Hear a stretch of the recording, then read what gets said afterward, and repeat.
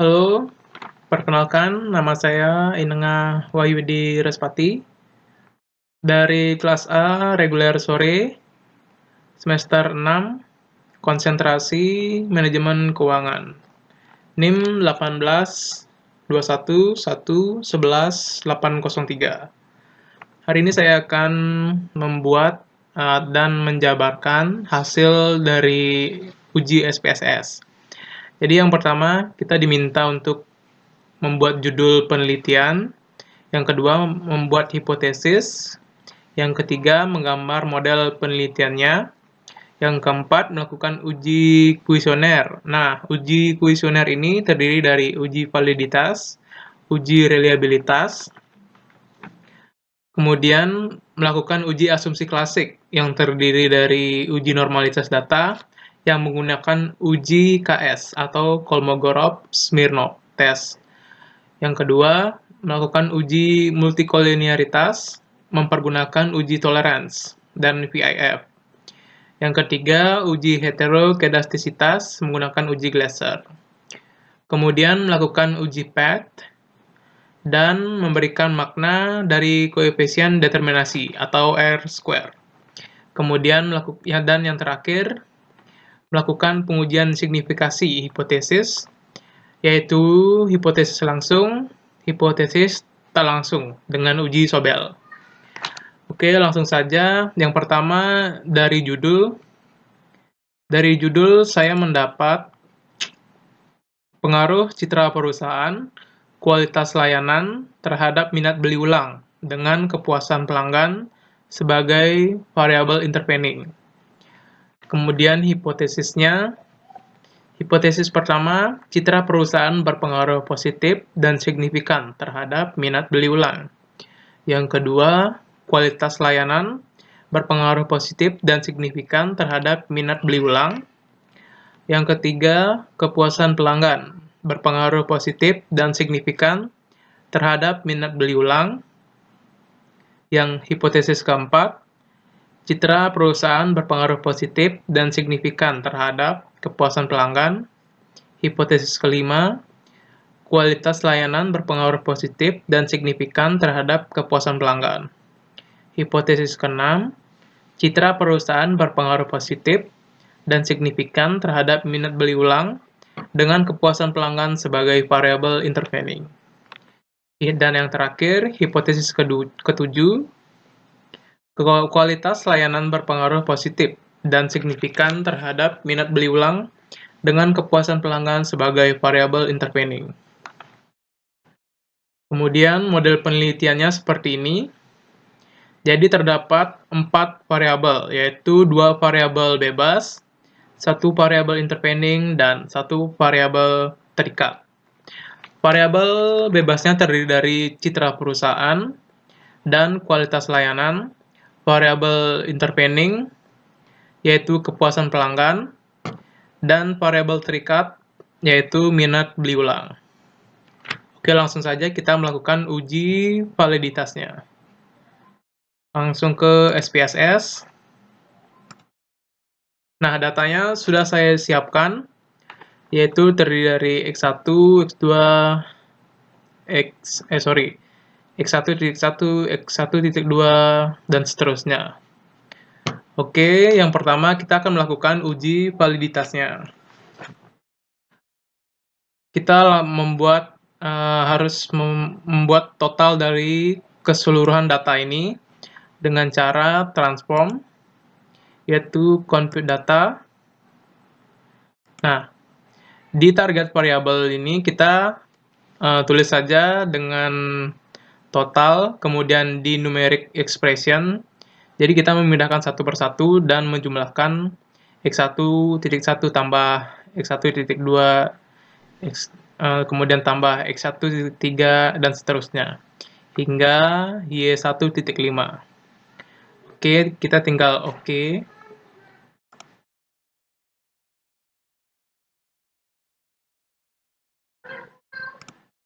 Nah, di sini akan muncul di tabel total,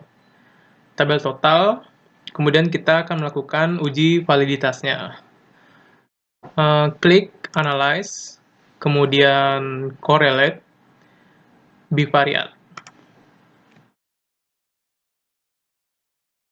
Totalnya kita masukkan juga.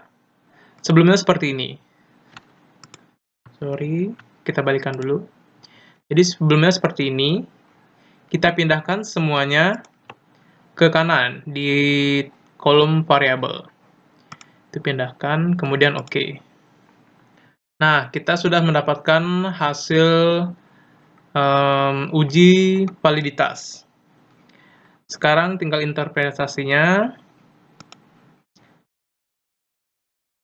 Interpretasinya adalah berdasarkan hasil uji korelasi jika dilihat dari hasil total di Pearson correlation, atau yang ini. Di bagian total, hanya variabel citra perusahaan di X1.2 hasilnya tidak valid, sedangkan yang lainnya valid. Dilihat juga dari hasil menunjukkan dari sig 2 tail lebih dari 0,05, yaitu yang ini. Kita lihat semuanya 0,0, kemudian hanya di poin citra perusahaan di X1.2 yang menunjukkan hasilnya tidak valid. Oke, selanjutnya uji reliabilitas. Nah, uji reliabilitas langsung saja kita klik Analyze, kemudian Scale, Reliability Analyze. Kemudian kita pindahkan semuanya kecuali total. Pindahkan ke kanan di kolom item.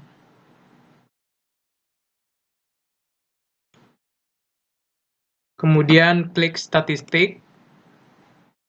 Kita centang scale if item deleted. Kemudian continue. Oke. Nah, kita sudah mendapatkan hasil reliability atau reliabilitas. Langsung saja ke interpretasinya. Jadi interpretasinya adalah dari tabel case processing summary terlihat bahwa responden yang diteliti pada uji kuesioner berjumlah 76.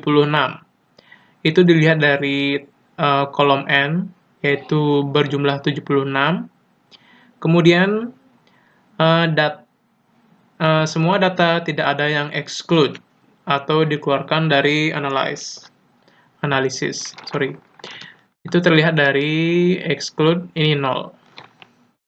Kemudian pada bagian reliability statistik terlihat bahwa nilai alpha Cronbach adalah 0,796 dengan jumlah pernyataan 15 item.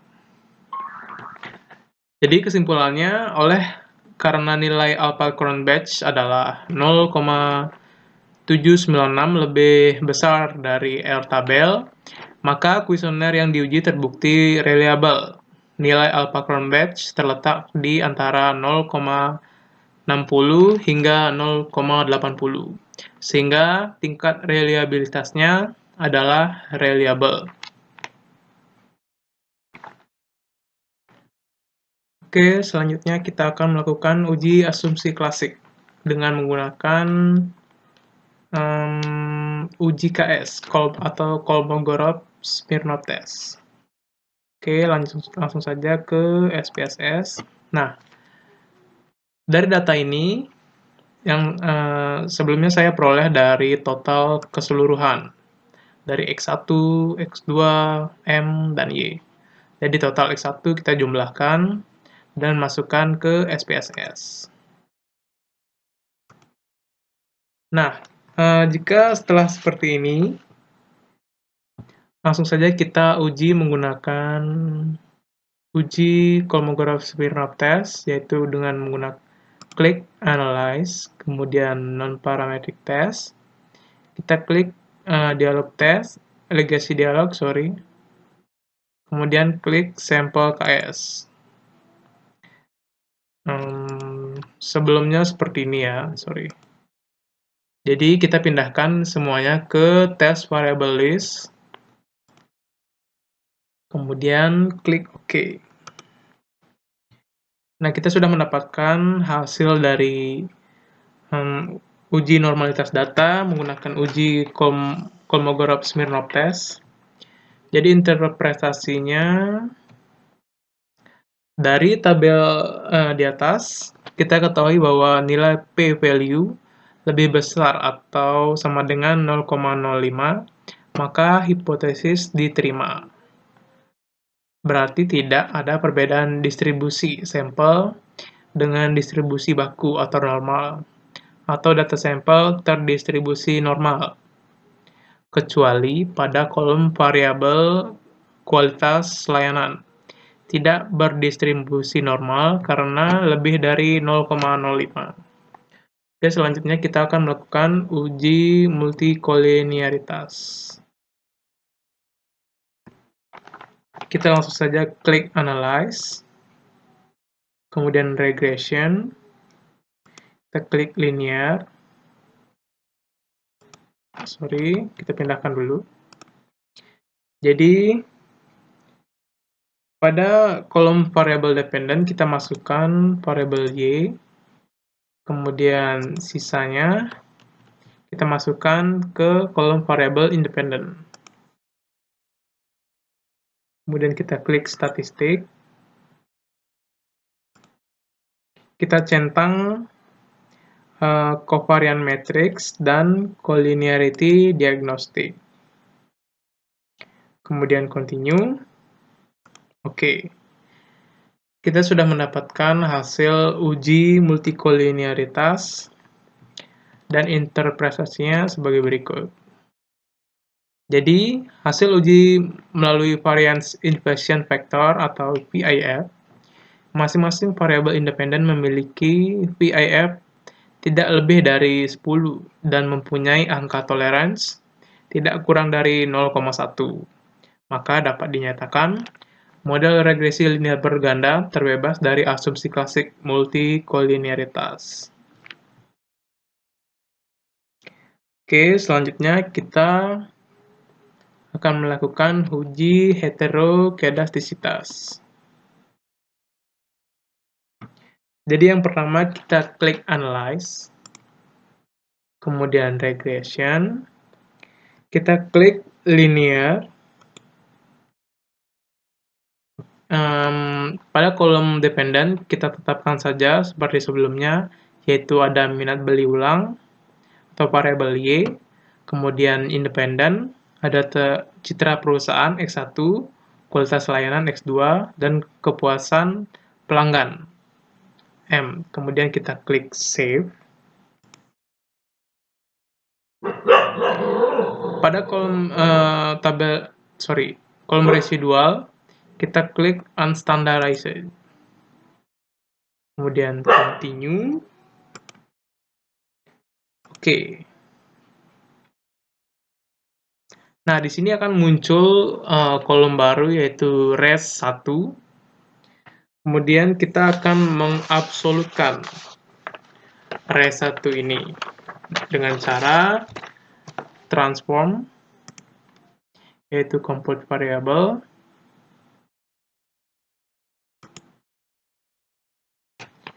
Kemudian pada target variable kita ketik abs underscore res. Dan pada numeric expression kita masukkan residual satunya. Kemudian pada function group kita klik all.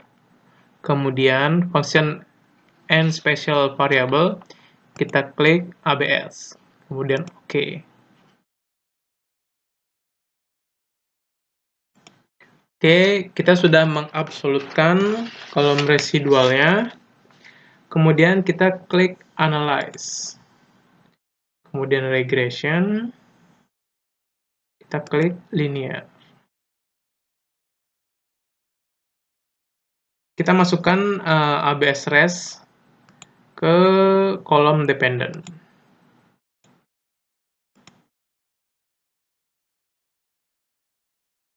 Kemudian kita klik Save. Kita hilangkan centang pada unstandarized di kolom residual. Oke, kemudian continue dan klik OK. Nah, kita sudah mendapatkan hasil uji heterokedastisitasnya. Berikut interpretasinya. Pada hasil di atas adalah output dari uji Gletser.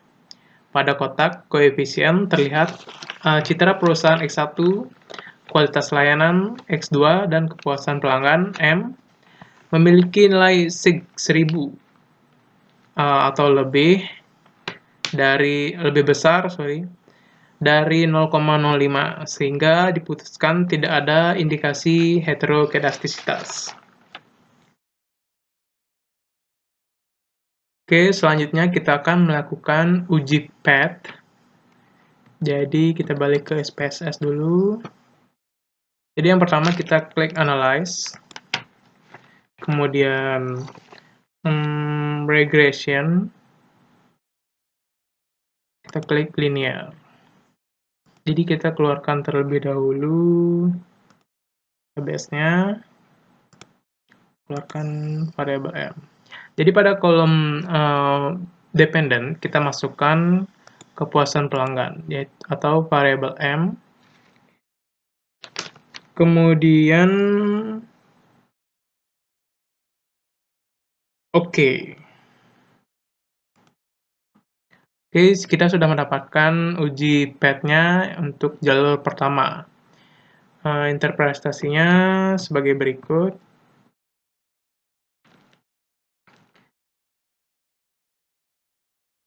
Jadi seperti ini. Pada koefisien jalur 1 atau pertama, mengacu pada output regresi model 1. Pada bagian tabel koefisien dapat dilakukan dapat diketahui bahwa nilai signifikasi dari kedua variabel yaitu X1 sama dengan 0,199 dan X2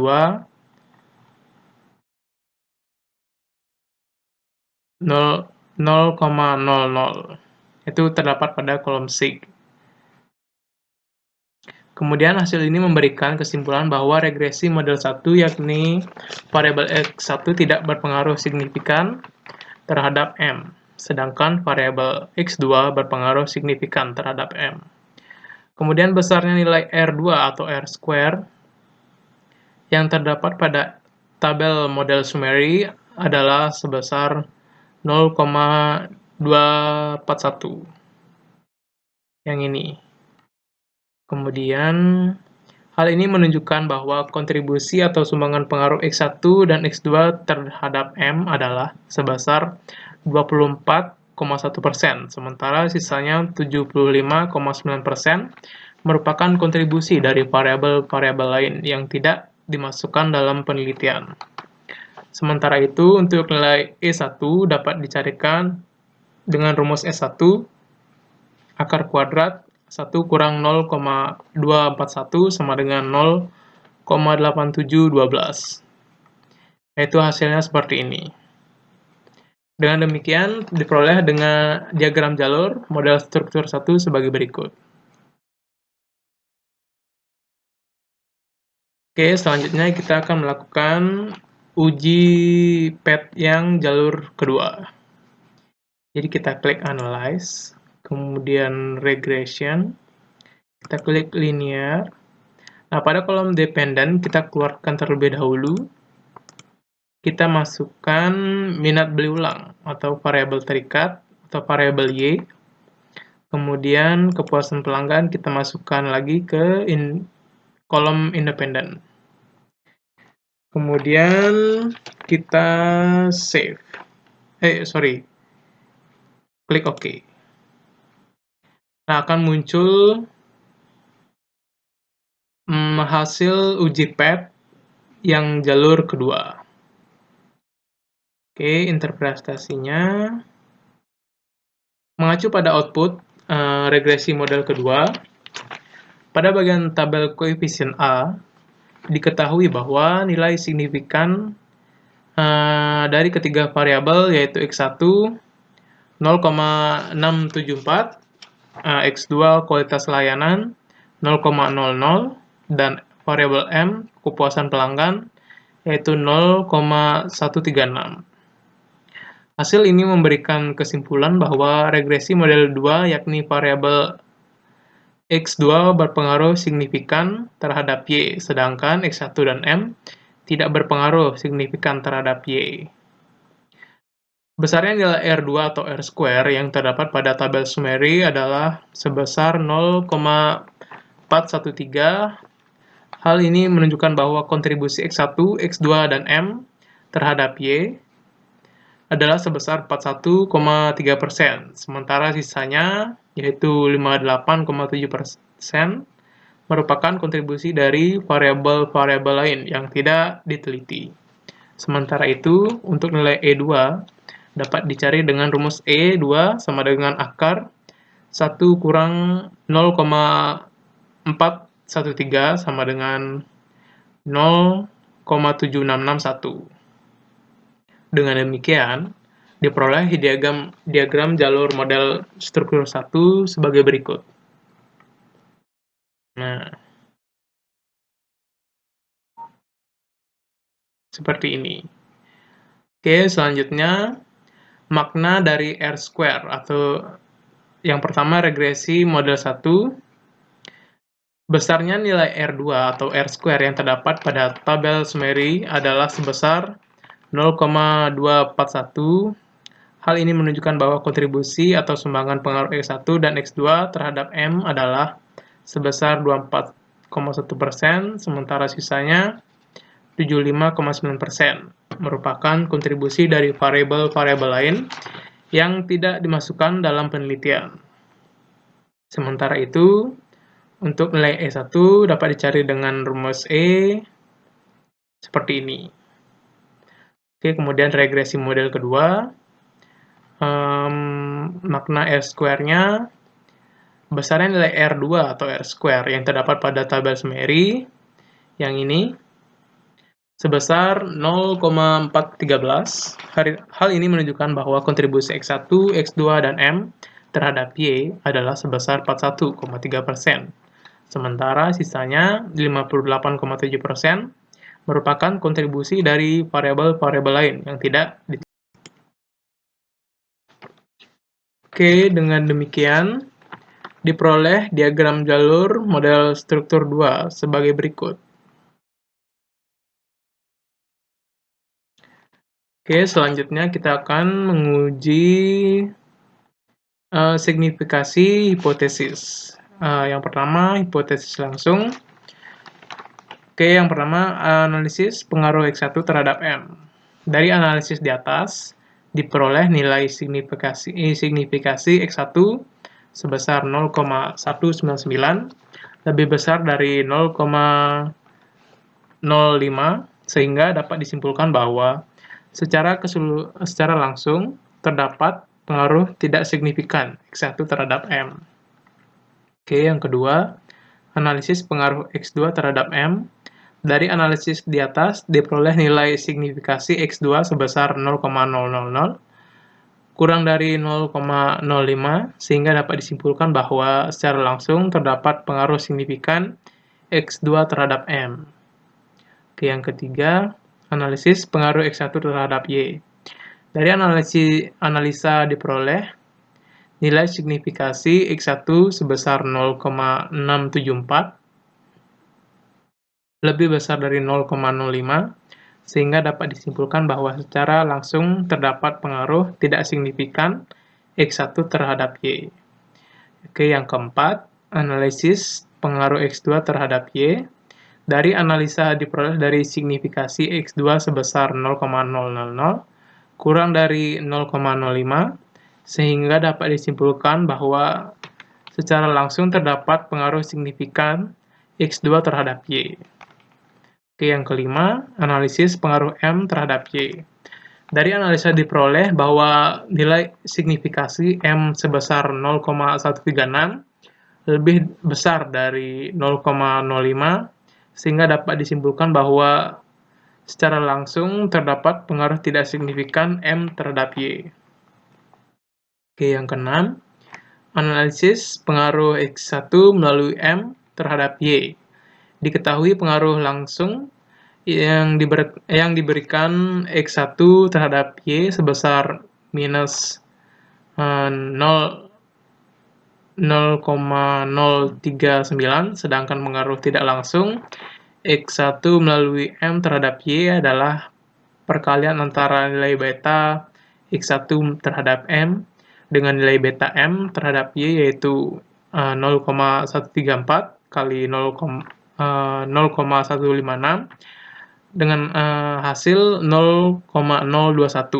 Maka pengaruh total yang diberikan X1 terhadap Y adalah pengaruh langsung ditambah dengan pengaruh tidak langsung, yaitu minus 0,039 tambah 0,021 sama dengan minus 0,018. Berdasarkan hasil perhitungan di atas, diketahui bahwa nilai pengaruh langsung sebesar minus 0,039 dan pengaruh tidak langsung sebesar 0,021, yang berarti bahwa nilai pengaruh tidak langsung lebih besar dibandingkan dengan nilai pengaruh langsung. Hasil ini menunjukkan bahwa secara tidak langsung X1 melalui M mempunyai pengaruh signifikan terhadap Y. Oke, yang ketujuh, analisis pengaruh X2 melalui M terhadap Y. Diketahui pengaruh langsung yang diberikan X2 terhadap Y sebesar 0,561, sedangkan pengaruh tidak langsung X2 melalui M terhadap Y adalah perkalian antara nilai beta X2 terhadap M dengan nilai beta M terhadap Y, yaitu 0,450 kali 0,156, mendapatkan hasil 0,070. Maka pengaruh total yang diberikan X2 terhadap M adalah pengaruh langsung ditambah dengan pengaruh tidak langsung, yaitu 0,561 tambah 0,070 dan mendapatkan hasil 0,631. Berdasarkan hasil perhitungan di atas, diperoleh nilai pengaruh langsung sebesar 0,561 dan pengaruh tidak langsung sebesar 0,070. Yang berarti bahwa nilai pengaruh tidak langsung lebih kecil daripada nilai pengaruh langsung. Hasil ini menunjukkan bahwa secara tidak langsung X2 melalui M mempunyai pengaruh tidak signifikan terhadap Y. Oke, selanjutnya kita akan melakukan hipotesis tidak langsung dengan uji Sobel. Oke, selanjutnya kita akan melakukan uji Sobel. Jadi yang pertama kita masuk ke websitenya, yaitu danielsloper.com. Oke, setelah muncul seperti ini, kita klik statistik kalkulator.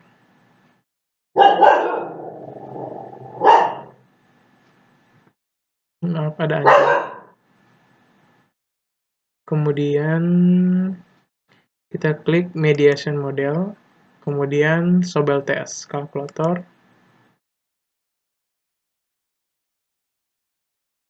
Nah, pada bagian ini kita masukkan yaitu data nilai beta X1,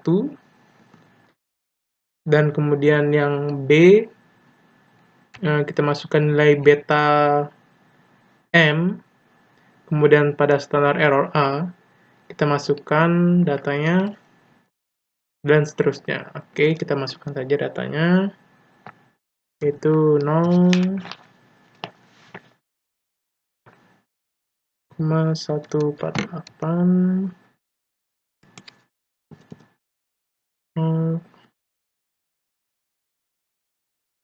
sorry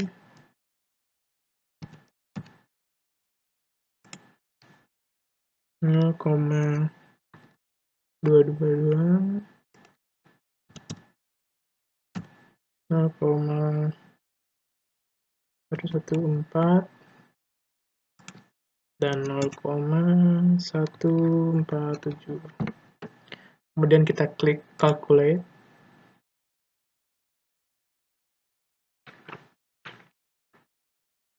Nah, akan muncul hasilnya seperti ini. Kemudian interpretasi yang pertama, yaitu dari hasil uji Sobel di atas, atau yang ini, menunjukkan hasil one-tailed probability lebih besar dari 0,05, dan two-tailed probability lebih besar dari 0,05. Dapat disimpulkan dari one-tailed dan two-tailed probability bahwa citra perusahaan tidak berpengaruh terhadap minat beli ulang melalui kepuasan pelanggan. Oke, kita langsung menguji yang kedua.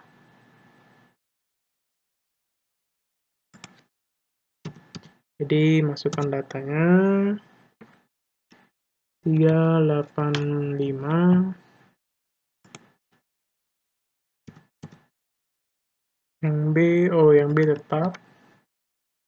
Kemudian standar error yang A, kita ubah 0,89. Kemudian calculate.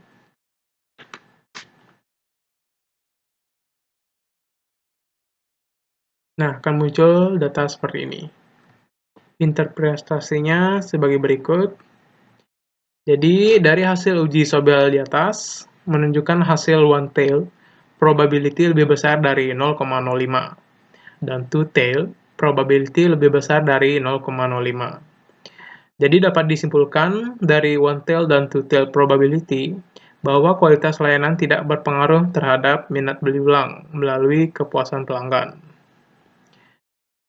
Oke, sekian dari uji SPSS yang telah saya jabarkan. Maaf jika ada kesalahan, mohon dimaklumi dari segi pembuatan video.